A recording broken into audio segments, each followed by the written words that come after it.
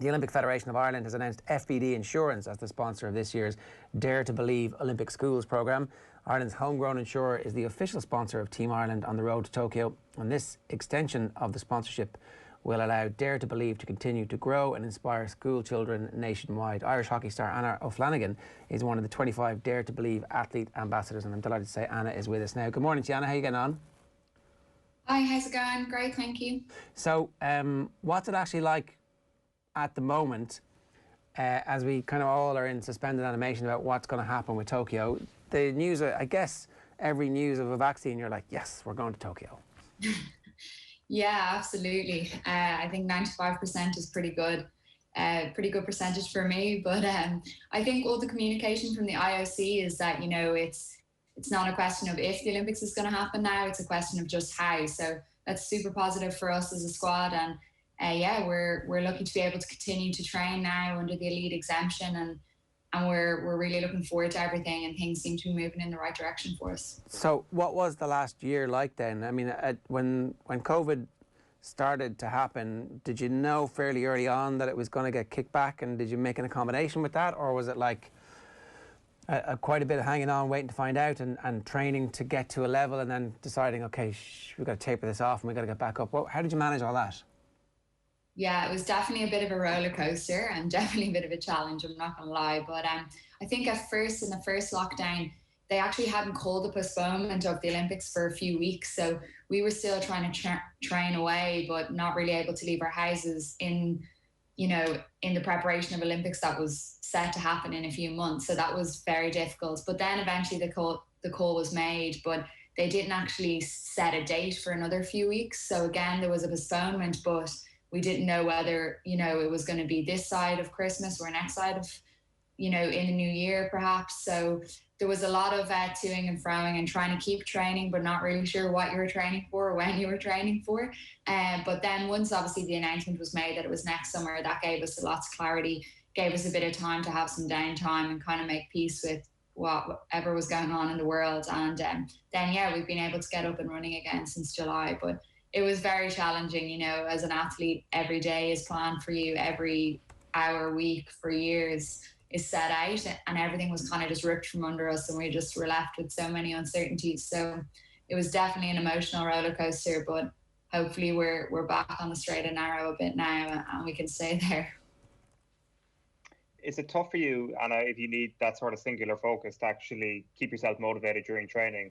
Not having that singular focus at times, not knowing whether or not the thing you're training for is not happening. Does that lead to difficulty for motivation for going that extra couple of yards in training? Yeah, definitely. It was definitely something we focused on as a team, and something we sought help with from, our psychological staff in the Sport Ireland. So we have sports psych there, Kate Kirby. So people would have reached out to her for that kind of help. And yeah, it was just such an unknown for us. As I said, every single day is planned. You always have a tournament to go to. You always have a selection date to work towards. And you're always fighting for something. And suddenly everything was gone. And, you kind of had to really find the motivation within, that you knew that it was going to happen at some stage, and you needed to use the time effectively so that you could be in the best possible place whenever it did happen, that you were ready to hit the ground running. And I think that's probably what I tried to do, was just, how can I use this time to become a better athlete? You don't often get a few months where you don't have to play the game, or you don't have to focus really on your actual on-pitch performance. You can just focus on everything off the pitch.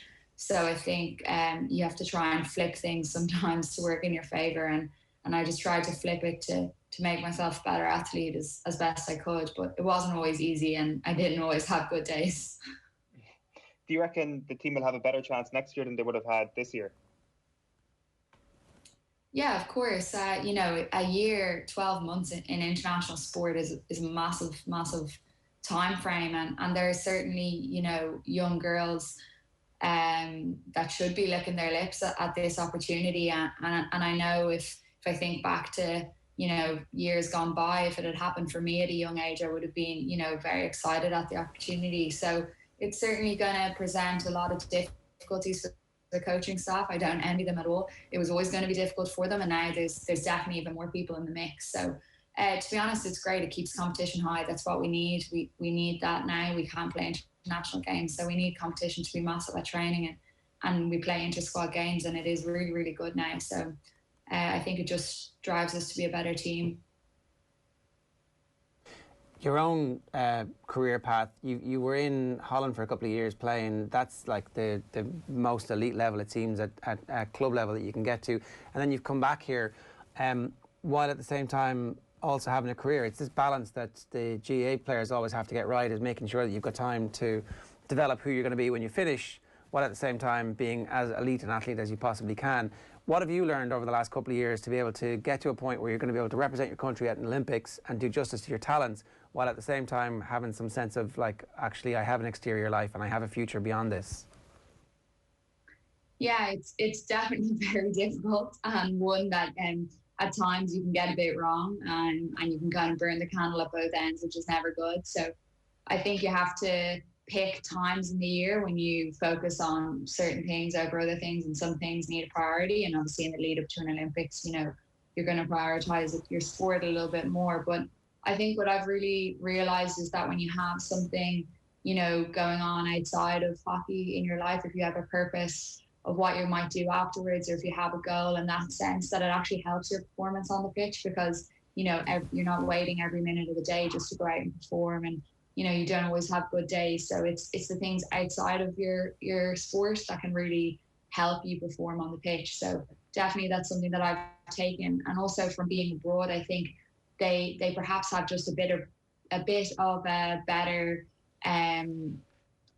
setup in terms of helping athletes have that kind of dual career, as they call it. And I think sometimes in Ireland we're not so good at supporting our athletes to be able to have both a career and focus on their sporting lives. And I think, you know, we're well able to do it, and we've proven that for years. So it's great when you do get that chance, but sometimes I think, you know, maybe on the continent they're a little bit more open to it, which is definitely something I've learned, and can be frustrating at times.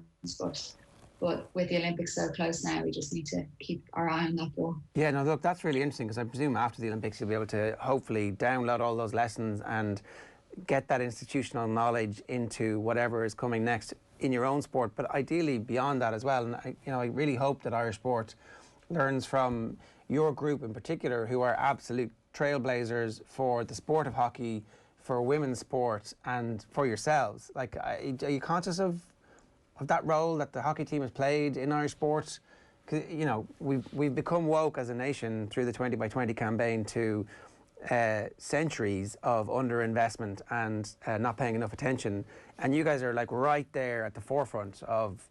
You did it in spite, and before that happened.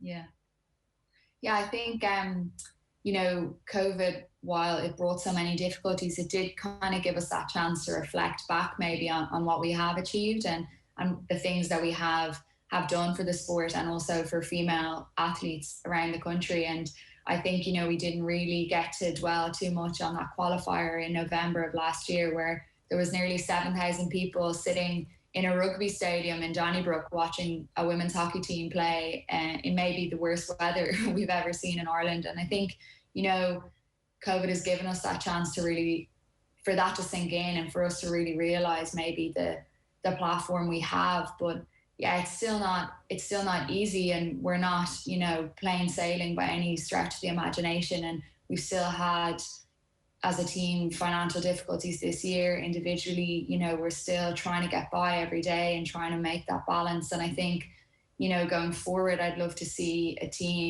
a female women's team like some of the rugby teams, where they really don't have those concerns and those worries and the strains that can really affect your performance. So hopefully that is something we can get to, considering, you know, what we have achieved and the heights that we've gotten to. But the support is there. Obviously for us, we have park developments in Sofco, which are great, but we always need more, and female teams around the country always need more. It's never just, you know, enough to just settle for what we've got. We've got to keep pushing. And is that a role that you guys all feel is an important ancillary thing to also doing the job of playing? Because that could be a distraction if you don't handle it right, or it could be this kind of unbelievable sense of mission that, like, this is us changing the country. Yeah, definitely. I think for us as a team, for the last few years, we've always wanted to create a legacy and leave something special behind us. So that is definitely a motivating factor, that we are part of that team that changes the face of this game, or changes the face of female team sport, forevermore, amen. And I think that is a motivating factor. But as you say, you do need to balance it quite carefully, because, it is upsetting and frustrating at times when, you might compare certain setups or what other people are getting and what you're trying to do, and especially with how much you've achieved. So you certainly need to try and keep it in a box and open it when it needs to be open, but be able to just focus on the task at hand. At the end of the day, our goal since we've been kids has been to go to an Olympic Games, and if whatever needs to happen for us to get there, we're going to do it. But it would be nice if we had a little less stress along the way. Yeah, no doubt. Listen, Anna, keep up the great work, and obviously the whole country is right behind you. Thanks a million for joining us this morning. Thanks so much.